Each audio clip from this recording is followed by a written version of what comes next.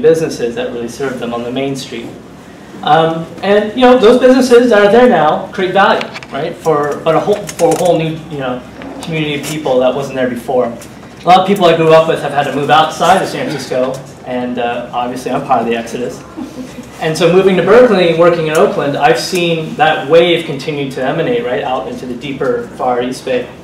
But I've also seen examples of people able to stay in their communities through a combination of efforts. One of them being their ability to own and build on their assets. And outside of home ownership, the other way you build assets, right, is through business ownership. And so I grew up enjoying a lot of, I now live in an area where I can enjoy a lot of pizza at Cheeseboard Pizzeria. They celebrated their 50th anniversary a year ago. And I've seen so many other types of businesses that continue to do business-to-business services and business-to-consumer services. So for me, this is a really special conversation to have. Santa Cruz isn't any different than the communities in the East Bay, and it's certainly not different than other communities around the country too. So you can move to the next slide. Thank you. So I come from the Democracy at Work Institute. We're the think and do tank for the worker cooperative field. And our job is to ensure that we scale worker cooperative development, not for worker cooperative's sake, but really as a means in which to ensure we have economic and racial justice in this country. That it's a vehicle for people to be able to enter the economy on their own terms, to be able to put down roots in their community and actually build assets in a way that is sustainable for them and their family. And so our job is to find unlikely partners, and work with folks on figuring out how work ownership can be a tool. And so my work is working with cities around the country to figure out how they can just adopt that. Thank you. So we are the sister organization. We're the 501c3 arm of the 501c6 called U.S. Federation of Worker Co-ops. I share this because it's fundamental to our praxis. The idea that while we provide develop leadership, develop practical tools for people to start working on businesses and help them grow, do strategic research into the field to figure out where the opportunities are, and ultimately to collaborate with those unlikely partners. We bring that field expertise together with a federation that has a direct line to worker owners like Ross all around the country to then figure out how the collective worker ownership field can better advocate for itself in conversations such as this here, as well as in Washington, D.C. with the senators.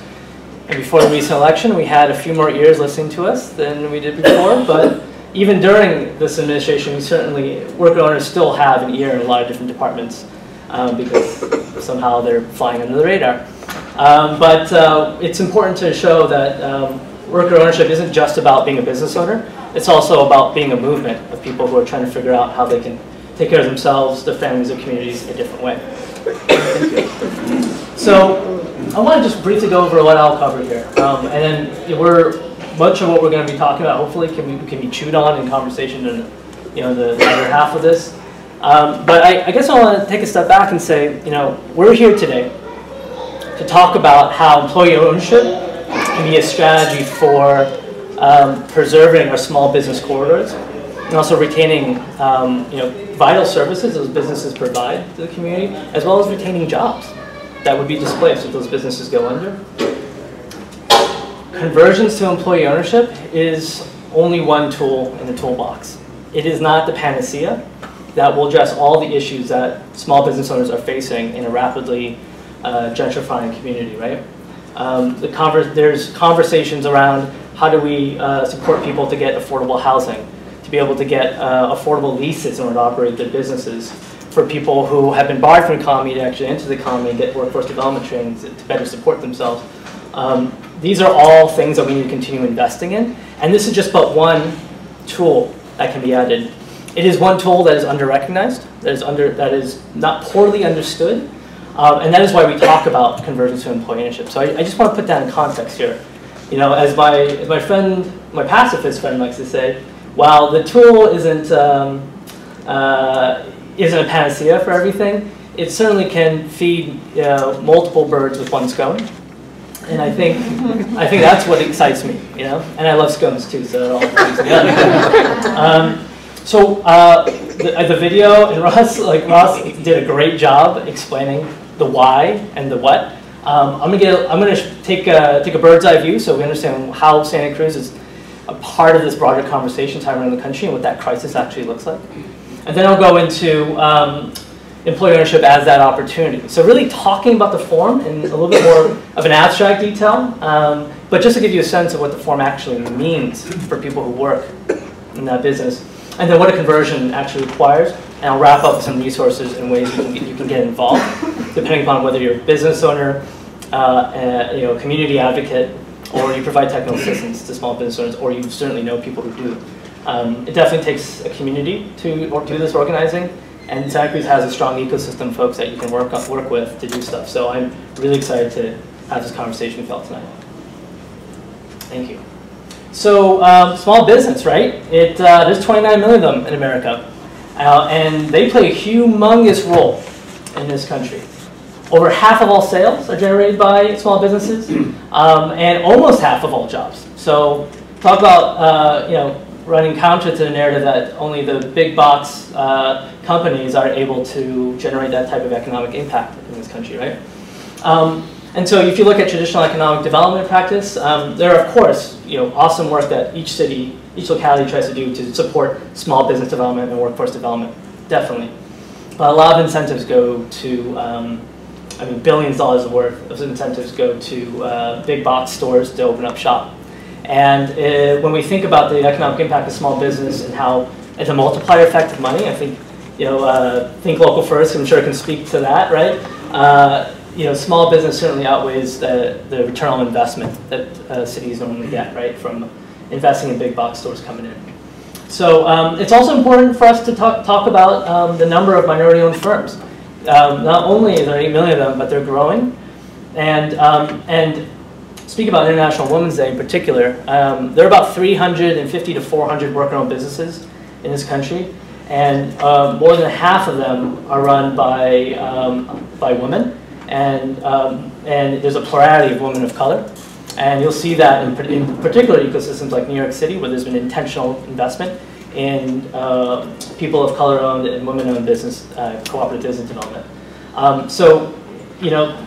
Worker ownership is also a vehicle for people, again, who are disadvantaged because of their status or their identity, and it gives them an opportunity to actually access stable employment ownership opportunities.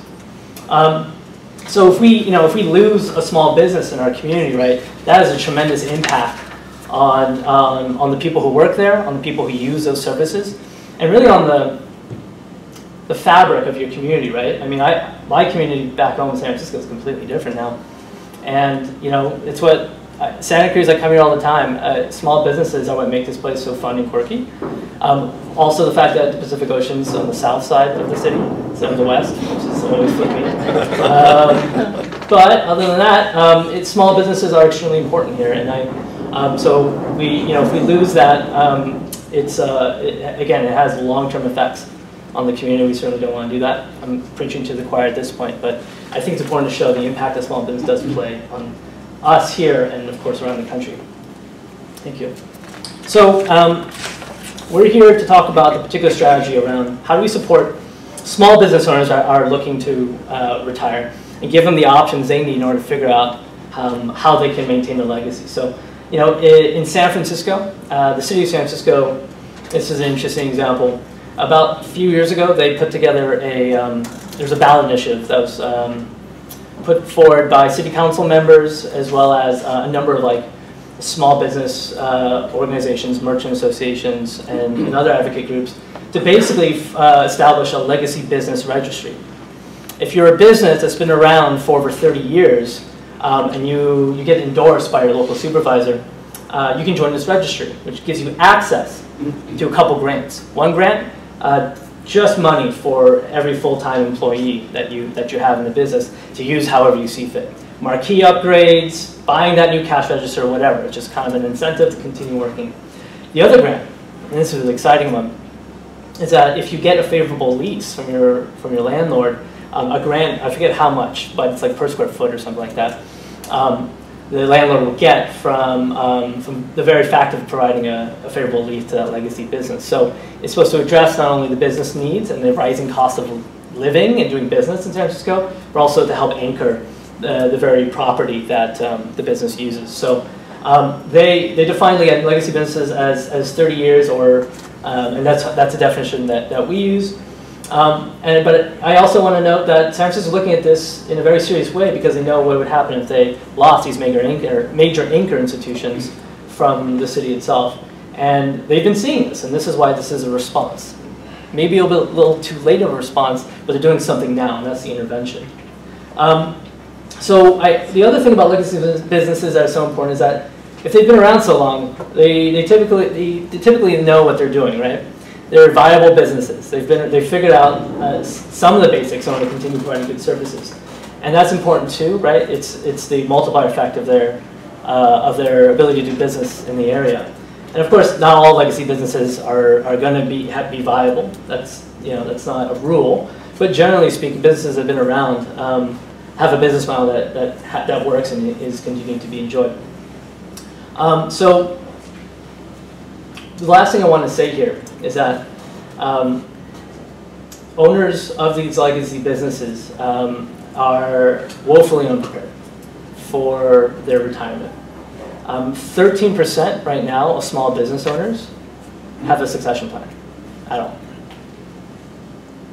And sometimes it's assumed that the next generation will own the business, right? It'll pass it on to the kids. We saw from the Child's Place video that the kids were like, it's not really my cup of tea.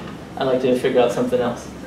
Only about 15% of businesses actually transition to next generation. So, next time. So what we're looking at then is a projected silver tsunami, as we call it, right? It sounds very apropos. The number was said, about 10,000 baby boomers are retiring each day.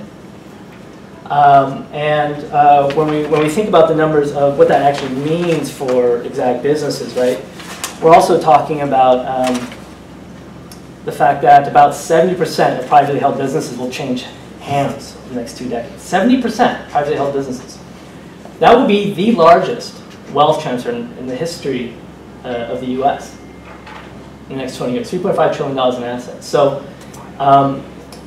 this is a potentially, if this tsunami wave crests and crashes, you're going to have the urban communities will transform and rural communities as well will transform. I think the economic impact of a small business in an urban area is important. We'll think about that in a rural context. Business disappears in a rural area, those jobs aren't going next door. Those jobs are gone. And so, we take the approach of seeing this not only as a crisis that we need to address, we need to intervene on in as many possible ways as quickly as possible, but we also see this as a major opportunity, right? This is a foundational opportunity to actually transfer assets of businesses to a whole new generation of business owners. And in so doing, create a whole new generation of employee owners. Basically, be able to anchor these assets into the community for the long term, so that these businesses have more of a staying power, and that the participation of employees transform into stakes in ownership, so that now a lot more people, can start building assets in a way they could never before. Please, thank you. So, we run the Legacy Business Initiative Program to address this very concern and to help us transition to the next stage. So, how do we work with business service providers, capital providers, city economic developers,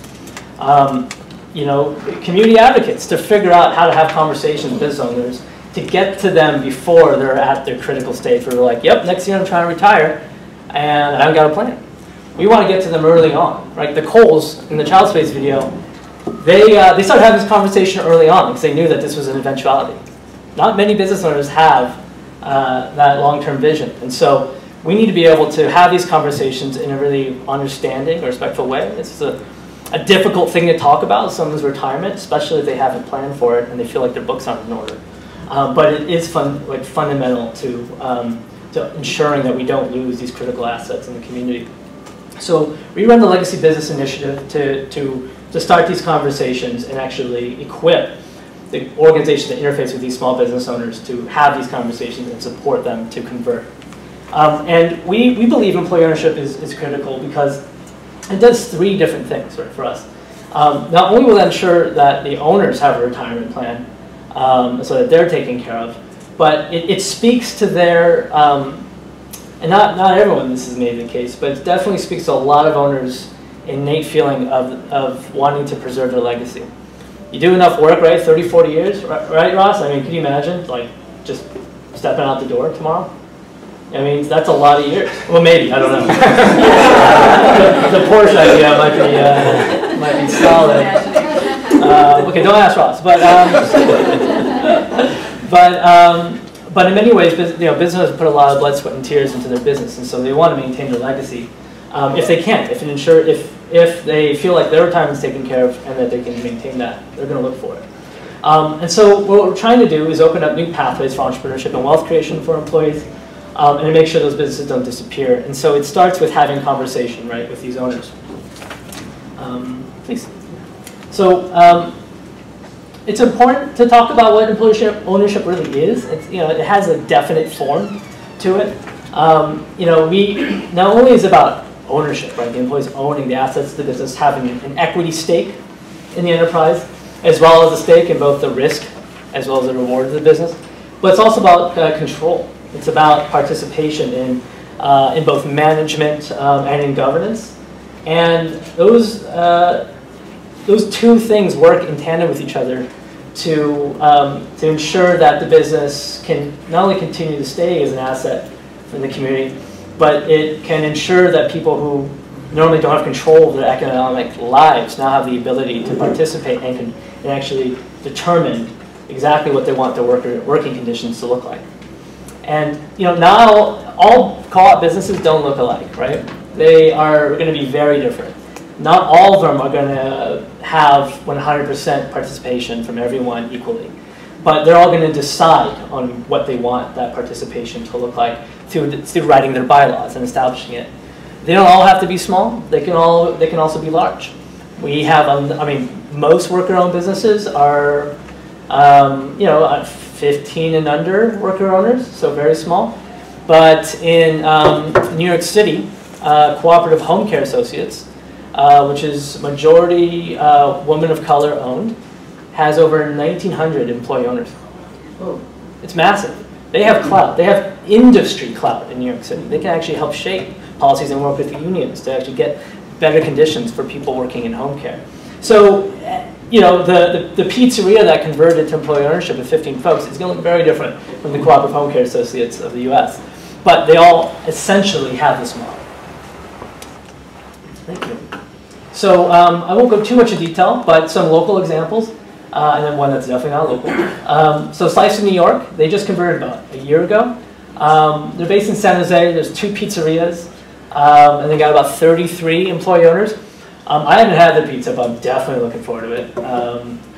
Look at that guy tossing that. That looks pro. The folks who own it actually came from Silicon Valley corporate world, and they were used to employee stock ownership plans, or ESOPs is what we call them. Think of it as like your retirement account, but you actually get an equity stake in the business that vests over time, the longer you work there, right? So they're used to that type of participation. They're thinking about their own exit strategy, so they look to employee ownership conversions. And they've just converted, and speaking to what I said earlier about building a movement, Kirk, one of the co-owners who now serves in the managerial capacity for these 2 pizzerias, is like one of our biggest advocates. In fact, he's joining me down in Monterey next week to talk to economic developers about why it's important to convert and how to support it. So they not only run a good business, but they're also major advocates of economic transformation. A1 Builders in Washington, they're a sustainable build and design company. They work with residential homes. They had about 20-something folks working for them that are now worker owners. And they did it, the owners transitioned because they had a very strong values-oriented business, right? Very believe in sustainable buildings and design materials and good practice, and they wanted those values to also, they wanted social values to also be part of their environmental values. So they converted and they continue to grow too. And of course, we don't need to talk too much about Child's Place. That was a great video. But those are some examples to share there. Thank you. So, how does one go about having a conversation about conversions? So, this is owner-facing. What I mean by that is we talk to the sole owner, whatever the partners or something of the business who are exploring the retirement plan. It's up to them to figure out what succession plan option makes sense for them. There are examples of people working with employees of businesses who then eventually take them over. There are some examples we can get into maybe in discussion about those models. But this particular initiative focuses on the retirement needs of a huge swath of baby boomer owners and works with them first to figure out, let's explore this idea a little bit more. What are some of the fundamentals that you want to make sure gets passed on? What is your retirement plan needs? Like, what does that mean in a dollar sign way? Do you think your employees with the right training and support would be able and willing to take over the business? Do you want to reward their participation helping grow the business in that way? Do you want to maintain the legacy of business, the work you put into the community? These are all things in the explore phase, right? Totally free, having a conversation. Any one of us can have a conversation with a business owner and talk about this. And there's, of course, some resources and materials for it. Doesn't cost anything. That's what's really great about it. But it's about exploring the option. Then it moves into actually working with professionals. So Democracy at Work Institute, we are the backbone organization for a collaborative called the Workers to Owner Collaborative. Workers to Owners is a group of technical assistance providers that have various geographic focus areas or industry specializations or types of development models, but all of them focus on helping convert urban and rural businesses to employee ownership and providing best practices to each other. Thank you. Once the owner is interested in exploring it, then there's a conversation to assess what's feasible here. Is your timeline, your runway for wanting to retire make sense, given with the financial situation of the business? And what are some of the other financial, legal, and organizational considerations that one needs to look into in order to figure that out? Once that conversation happens, and it seems to make sense, that it seems like this business is viable, and the owner is willing to stay on in order to continue the conversation, then the discussion moves to structuring the business. So these are all taking several months, in order to help process, right? Because there's a lot of work to work with the business owner on this. So once it moves to structuring, it's really about establishing what the sale of the business looks like, what financial sources need to come into the business in order to purchase help purchase the owner's stake, any other lines of credit in order to keep the business going after transition, and to also ensure that the organizational leadership changes are properly supported. Because not only are you helping an owner exit and transition employees, but the employees are now becoming owners. And it requires certain training and support, right? In order so employees feel that they have the capacity and the ability to take on the reins.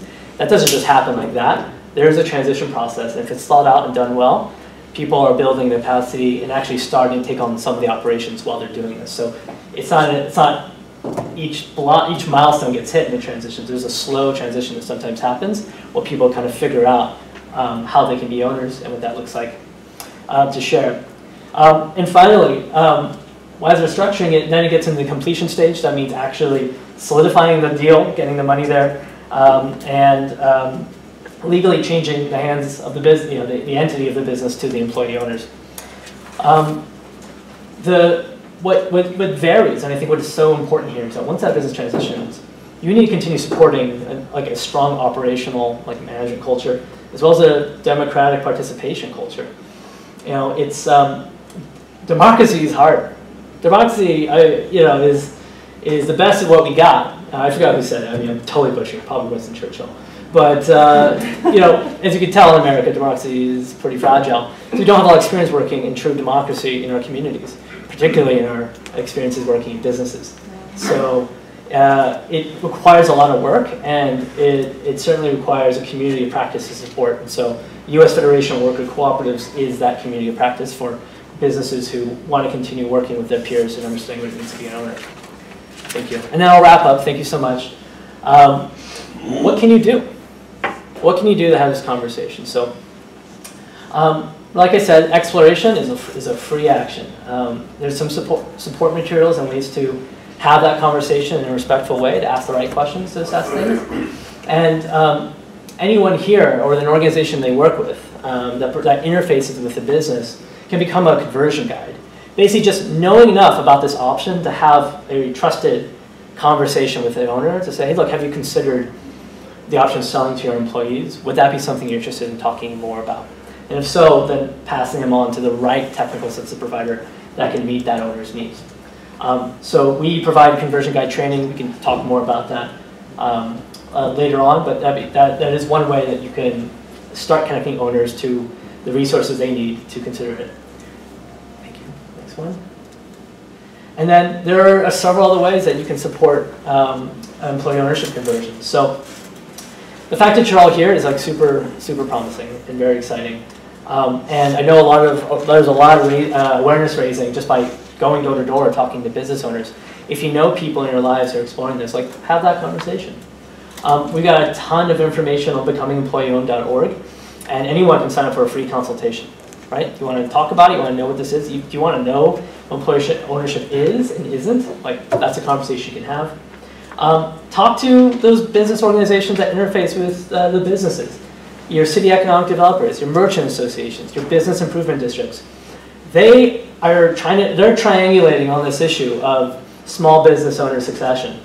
And they have many tools to use, but they may be lacking in this particular tool. And like I said, this is one tool of many, but it could be the one that works with a particular business owner. So work with them.